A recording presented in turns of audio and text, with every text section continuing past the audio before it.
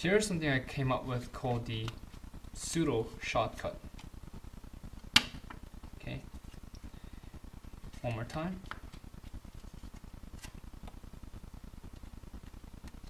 That's it.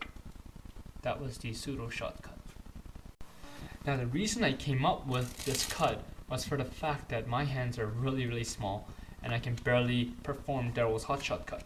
Okay, my index and middle can barely stretch enough to grasp onto the top packet to do the rotation necessary for Daryl's HotShot Cut. Now, I can't even perform it properly. Okay, now there might be the fact that I don't practice this cut enough. However, I really dislike the feeling of my hands splitting apart through the pressure. It doesn't hurt, but it's just a feeling that I don't really like. So for people with smaller hands like me, or people who are younger who have smaller hands, this is a nice little cut you can use to shoot out a card. And the biggest difference between the HotShot Cut and this cut, the Pseudo-Shot Cut, is the fact that HotShot Cut shoots out the bottom card, but the Pseudo shoots out the middle card to wherever you break off. Now this may seem a little bit unattractive at the moment, but it can be very useful. Okay, I'll show you how it can be used or applied later on in the video. Okay, so that's it. This is the Pseudo-Shot Cut, and if you're ready to learn it, let's go right into the tutorial. So all you need to know how to perform is the Charlie A cut, or Charlie A cut, or however you like to pronounce it. Okay, if you know how to perform this, then you can practically perform the Pseudo-Shot Cut. Okay, now you're going to do the Charlie A and cut off around halfway. Okay, if your hands are a little bit smaller than mine, since you're possibly younger, then it's better to start off with less than half cards breaking off at the bottom. Okay, you'll see why just in a little bit. So break off as how much you want, and you want to do the Charlie A, but you want to stop halfway. Okay, you want to stop with your index finger just like this as soon as you have cleared the other packet. Okay, now what your thumb is going to do is going to grab onto the upper packet.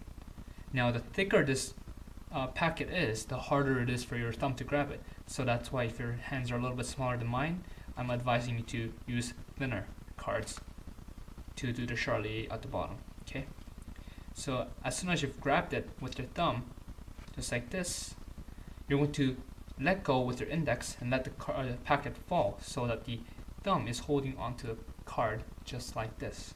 Now you're going to let go around half the cards just like that.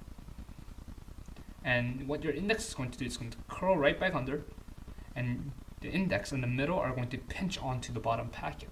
Okay, it's going to pinch and it's going to spread it out just like this, and your thumb is going to let go of the packet.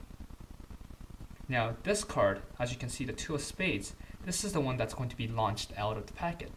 So what you're simply going to do at this point is you're going to just retract the fingers just like this. Okay, so at the moment your fingernails of the index finger is contacting this card, so you can just move it around and the card won't be moved because of the very little friction your nail and the card has against each other. Now for you to take it out and shoot it, you're simply going to untwist the index off, and you're going to use the flesh of your index and you're going to pull it out.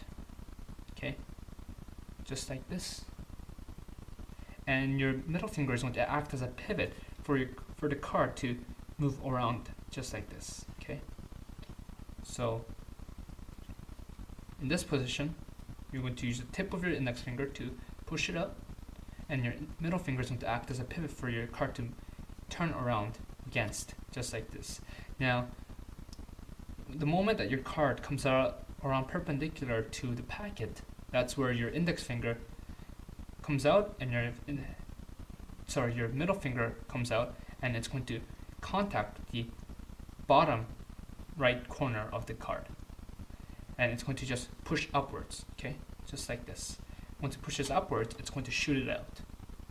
Okay, now it's going to be different for everybody exactly where the card needs to be for you to get a very clean shot. Okay, and you're going to get a feel for exactly where the card will land, at what kind of position the card is in. So it's something that you just need to get a knack for. Okay, and that's it. That is the Pseudo-Shot Cut. One last overview. Charlie A. Make sure if your hands are smaller, the bottom packet that you're cutting off is smaller. And then halfway of the Charlie A, after the packet has been cleared off, you're going to hold the top packet with your thumb, let go with your index, and let it fall, and let the thumb drop some cards. Let the index curl right under and pinch the bottom packet with your middle and index, just like this, and stretch it out. Now this part may be a little bit more difficult, but you'll get the hang of it. Okay, so from here, just like that, and you're going to let go with your thumb. Okay, and you're going to retract right back with your fingers. So you're in this position, perfect position to take out the card and launch it. And you're just going to use the tip of your finger to take it out. And at the position that is most ideal for you, as I've said before, you need to test out exactly where the card must be for you to launch out a good shot. Okay, and you're going to use your middle finger to contact the bottom right corner, just like that. And you're going to catch it, and that's it. That is the Pseudo-Shot Cut, a very cheap little replica of Daryl's HotShot Cut. Okay, but it's quite nice. It works, especially for small-handed guys like me. Okay, that's it. Now, the Pseudo-Shot Cut can be used as a Pseudo Force. Now, what I mean by that is you can force a card, but you don't know what you're forcing beforehand. Okay, so for example, I don't know what card I'm forcing, but I know that as I'm shooting it out that it's the 8 of spades. Okay, and you can do this again. I don't know what card I'm forcing, but as I shoot it out, I know it's a 2 of clubs. Okay, now as I've said before, the card that you're shooting comes out from the middle of the packet. So you can easily say to the spectator, say stop whenever you want. They say stop, great, break off from there and start the Charlie A. And then go through the process, and once you have taken the index and middle and pinch it out to bring it out just like this, the spectator can see what the card is, but from your view, you have a perfect clear view of what that card is. And in this case, it's the 8 of spades. So right before you retract, using your fingers, you know what the card is. So it's the 8 of spades, you retract it, and then you shoot it. Okay? And there's a nice little pseudo force. It's not a full-fledged force where you know exactly what card it is beforehand, but it is a nice little flourishy way to force a card. In this case, it is the 2 of clubs, and I have no idea how I got the 8 of spades and 2 of clubs 2 times in a row. And finally, here's a 9 of clubs. So that's a nice little pseudo force for you. One last time. As you stretch out your hand, memorize what the card is, take a really quick glimpse, shoot it out, and there you go. So you can use the Pseudo-Shot Cut also as a reveal. Let's say you have the spectator choose out a card such as the Jack of Diamonds, apparently lose a card right into the middle of the packet, and you shuffle it up, lose it, and you tell the spectators that you're going to reveal their card in a little bit of a fancy way, and there you go. Your Jack comes right there. Now you probably know how this works because you know how the Pseudo-Shot Cut works now. I'll give a very brief explanation.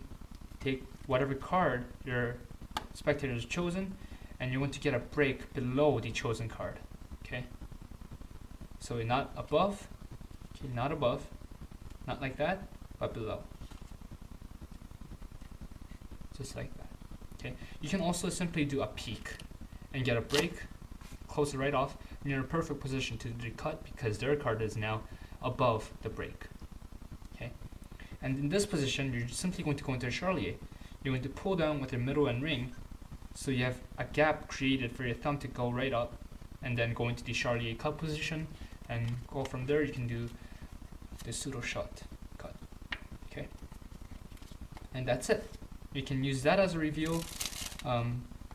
If you really want to mix it up, just control the card to the bottom using a method of your choice, and then get a break right below the chosen card and start a Pseudo-Shot cut from there.